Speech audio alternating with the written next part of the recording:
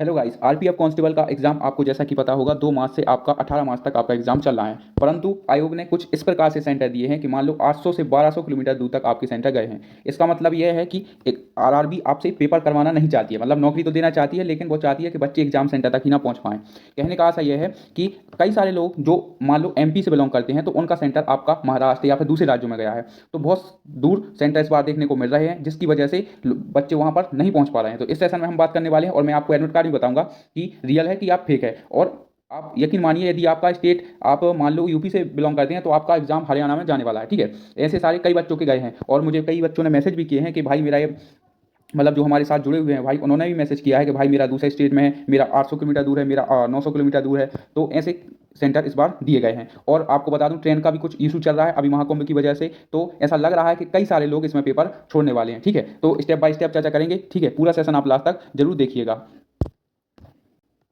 अब जैसे कि आप यहाँ पर देख पा रहे होंगे, यह एक एडमिट कार्ड है, ठीक है, जो कि आपका रेलवे कांस्टेबल का है। और जो आप इसकी परीक्षा की देख सकते हैं वो है आपकी 11 मार्च 2025, ठीक है। इसकी जो एग्जाम डेट है वो है 11 मार्च 2025।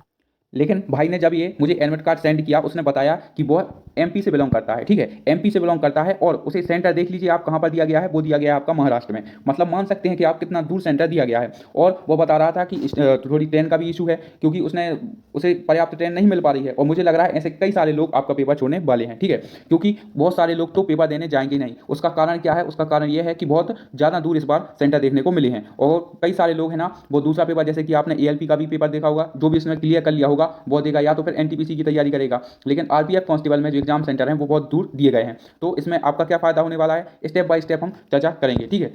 तो मैंने जैसे कि आपको बताया कि आप यहाँ पर देख सकते हैं ये आरपीएफ एग्जाम, मैंने थोड़ी इसकी जो पर्सनल डिटेल्स हैं वो हाइड कर दी हैं, ठीक है। इसमें आपको कोई इशू नहीं रहेगा। इसका जो एग्जाम है आपका 11 मार्च और प्रथम शिफ्ट में इसका एग्जाम होने वाला है। और नागपुर सिटी रहने वाली और मध्य महाराष्ट्र इसका एग्जाम सॉरी एग्जाम राज्य मतलब स्टेट है, ठीक है। और नागपुर इसका परीक्षा शहर होने वाला है। और यह व्यक्ति एमपी से बिलोंग करता है, ठीक है। अब हम बात करेंगे कि आपको इसमें क्या लाभ होने वाला है। देखो भाई, जो भी पेपर देने जा सकता है और जो अच्छे से जा सकता है वो जरूर देने जाए, क्योंकि मैं आपको बता दूं क्योंकि 800 से 1200 और 1000 किलोमीटर दूर तक आपके एग्जाम सेंटर आपको देखने को मिल रहे हैं। तो इसकी वजह से कई सारे लोग आपका एग्जाम देने नहीं जाएंगे। तो इससे आपको क्या फायदा होगा? इससे आपको बहुत ज़्यादा फायदा होने वाला है, क्योंकि मैं आपको बता दूं 100% होते ना, कोई चीज़ अपने आप में 100% होती है, उसमें से कम आपके 33 या 35% आप मान सकते हैं 33 या 35% लोग ही आपका पेपर देने जाने वाले हैं। क्योंकि बहुत सारे लोग दूसरे एग्जाम की तैयारी भी कर रहे हैं, ठीक है। और उनके पास पैसों की भी तंगी हो सकती है और कोई भी इशू हो सकता है, जैसे ट्रेन का इशू हो सकता है, क्योंकि अभी आपको पता है आपका महाकुंभ खत्म हुआ है। तो उसकी वजह से भी कई सारे लोग पेपर को छोड़ सकते हैं। तो प्लीज़ आप यदि आप जा सकते हैं तो आप पेपर देने जरूर जाएं। लेकिन मैं आपको बता दूं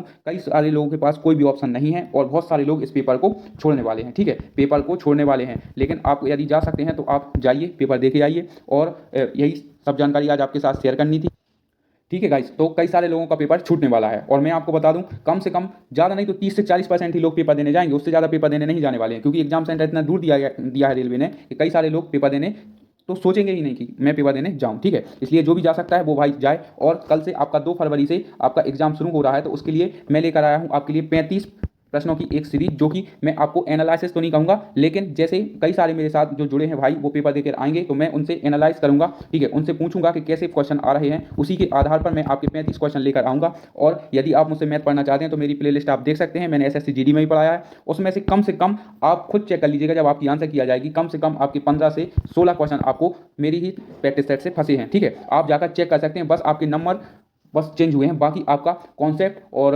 पैटर्न वही है जो कि मैंने आपको प्रैक्टिस सेट में कराया है, ठीक है। और यही इसी तरह के कॉन्सेप्ट और ट्रिक के साथ मैं आपको आरपीएफ कांस्टेबल का पेपर कराने वाला हूं। और इसकी गारंटी मेरी रही कि मैं आपको 35 में से कम 33 या 34 क्वेश्चन सही करा सकूं, ठीक है। और एक अच्छे तरीके के साथ, बेहतरीन तरीके के साथ मैं आपको सोल्यूशन प्राप्त कराऊंगा, ठीक है। तो मिलते हैं अगले सेशन में। और कल के सेशन में जो ना भूलें, 2 मार्च का जो आपका exam first shift, second shift और थर्ड शिफ्ट तीनों शिफ्ट का एनालिसिस लेकर आऊंगा शाम को 5 से 6 के बीच में, ठीक है। तो आपको उस सेशन को जरूर देखना है, उससे आपको बहुत फायदा मिलने वाला है। ओके गाइस, तो मिलते हैं अगले सेशन में।